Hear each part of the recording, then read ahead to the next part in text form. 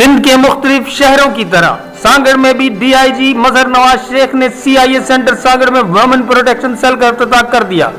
इस मौका पर डीआईजी का कहना था कि शहीद बेनजीराबाद, उमरकोट और मीरपुर खास में भी वुमेन पुलिस स्टेशन कायम किए जा चुके हैं। इस सेल का मकसद जिला सांगड़ में ख्वातीन और बच्चों के साथ होने वाले मसाइल, जिनमें जिनसी तशद्दुद, घरेलू तशद्दुद, हरासमेंट और दीगर मसाइल शामिल हैं, इनको फौरी हल किया जाएगा।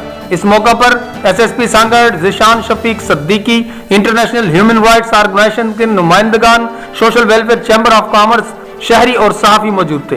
डायरेक्टर प्रोटेक्शन सेल सिंध के इंचार्ज मारवी अवान का कहना था कि वुमेन प्रोटेक्शन सेल कायम होने से कबल ख्वातीन को थानों में जायज मदद मुयस्सर नहीं थी, जो कि अब वुमेन या चाइल्ड पर तशद्दुद के वाकयात के मुकदमे दर्ज हों, उनको फौरी तौर पर हल किया जाएगा। मुनव्वर शाहीन, सांगड़।